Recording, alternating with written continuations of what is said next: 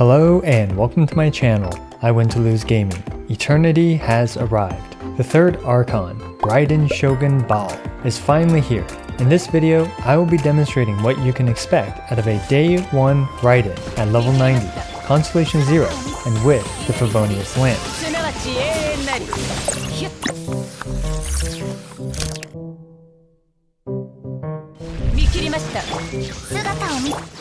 So before proceeding, please keep in mind that the catch is a much better weapon for Raiden's damage in comparison to the Favonius Lance, and the catch is also 100% free-to-play friendly, obtainable through fishing. However, farming the catch requires you to catch an ungodly amount of officials, and no, you can't just bomb Bakudan them, you have to catch them individually, one at a time and slowly. Before continuing, although in this showcase I am using the Favonius Lance, I strongly recommend using the free-to-play weapon, the catch, instead. But for the interest of time, I'm using my Favonius Lance. Also, my Favonius Lance is at Refinement 5, but refinements on the Favonius Lance do not affect her damage in any way, but it does generate more energy particles. With all that out of the way, let's take a look at the rest of my Raiden's build. She is using a 4-piece Emblem of Severed Fates. Her stats are as follows, and as you can see, my Raiden has a lot of energy recharge. She's using an energy recharge timepiece, but I do swap it out for an attack percent timepiece in some of the showcases. She's using an Electro Goblet and a crit rate circlet. I will make a full guide on what main stats and builds I recommend, because that topic is actually rather complicated, but that won't be what this video is about. My Raiden is at Constellation 0 throughout this entire video, and her talents are at 6, 6, and 6. I'll be doing another showcase with the catch and with her talents at 6, 6, 8, after I do more of the story quests. But keep in mind that with 2 more levels in her burst and with the catch, Raiden will be doing 40% more damage with her burst.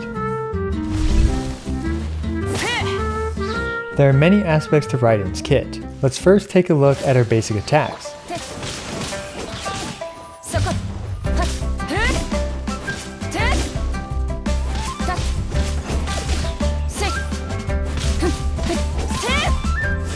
Yeah, so Raiden's basic attacks do physical damage and aren't going to be very good with the Favonius Lance. Let's move on to her elemental skill.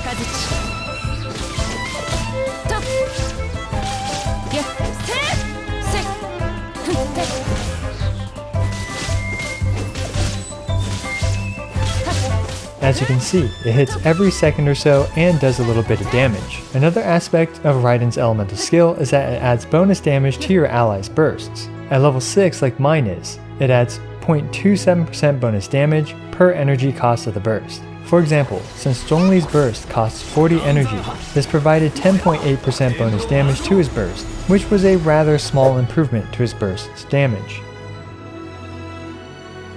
Next, let's try this with Ayaka with the Amanoma Kageyuchi. Ayaka's burst costs 80 energy, and thus Raiden's E boosts Ayaka's burst by 21.6% bonus damage. This resulted in a slightly more noticeable increase to Ayaka's burst's damage. And finally, the moment you've been waiting for. That's right, it's the Booba Blade. I mean, the secret art Muso Shinsetsu. Here is the ultimate Booba Blade without any resolve.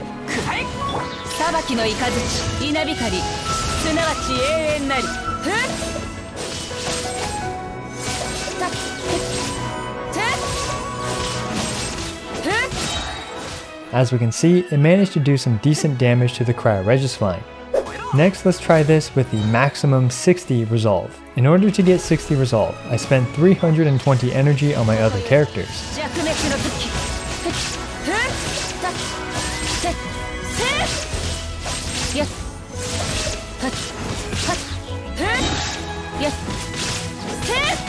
As we can see, the damage is far more impressive. Now, as with any new character, let's see what a team can do to amplify Raiden's damage. Bennett has a level 70 Lion's Roar, so he is roughly equivalent to a Constellation 1 Festering Desire free-to-play Bennett. Kazuha is the standard Elemental Mastery build, and Yanfei has the Thrilling Tales of Dragon Slayers.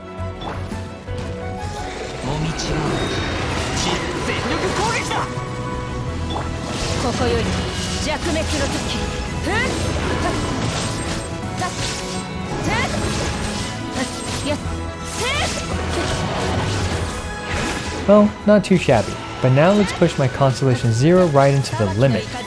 She'll be using a Refinement 1 Engulfing Lightning, and will also use Wailed supports with food as well.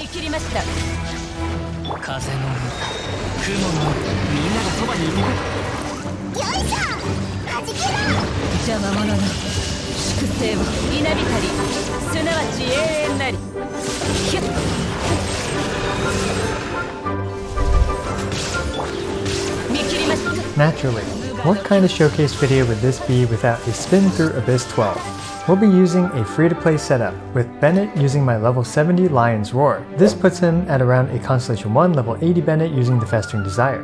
Xiangling will be here as the main damage dealer, and also because she is on the banner. She's using a level 90 Refinement 1 Lithic Spear.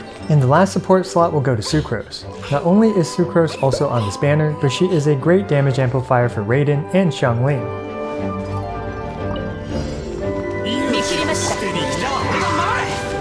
While heavily relying on Raiden's damage as well as Xiangling's damage, you'll see that this Raiden team is handily able to complete 12-1-1 in time to 3-star Abyss 12.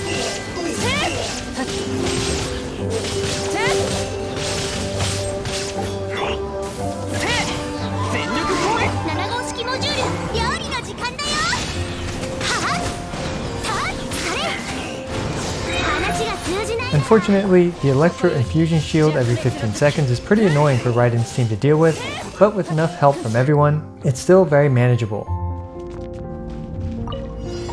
An amazing thing about this team is that it really enables Xiangling to not play with energy recharge on her timepiece. This really opens up a lot more damage for Xiangling.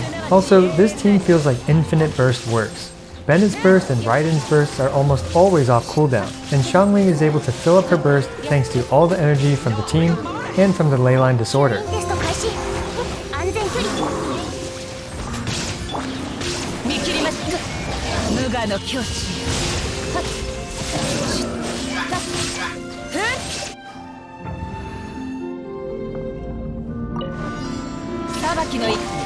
And lastly, 12-3-1 is a fun playground for our Electro Archon. We finally have a group of enemies that doesn't somehow heavily resist Electro, either through the Electro Shield mechanic in 12-1-1 or the Electro Lava Twirl in 12-2-1.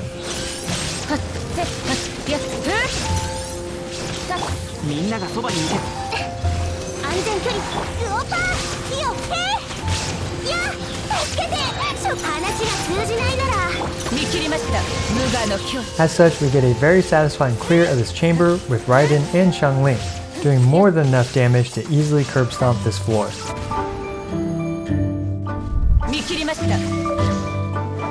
So my initial impressions are that Raiden is an incredibly fun and satisfying character to play. From the gorgeous cinematic of her burst to the incredible energy restoration that she provides the team, Raiden is already one of my favorite characters. My next video will showcase her with a catch and a level 8 burst, and with just those two things alone, her burst will do 40% more damage. She is by far the best battery introduced in Genshin Impact and fills a very unique, never before seen role. As for how good she is, well, not only are we going to need more time to farm her talents and weapons, we're also going to have to farm her ideal teammates as well. My initial thoughts are that she will take some time to break in, and we'll need more proper teammates, like a well-built Sarah, to really get a better feel for how good she is in Genshin Impact. But before signing off, I wanted to mention that I finally have a Discord. I often post sneak previews of my future videos and chat with my audience there, and a link to it will be in the description below. Also, I regularly make Genshin Impact videos, ranging from Caesar showcases, DPS showdowns, guide videos, and more. So be sure to smash the subscribe button, as it's the best and easiest way for you to support my work. Also, don't forget to like the video and leave a comment for the YouTube algorithm. As always, I appreciate every single one of you. This is I Win to Lose, signing out.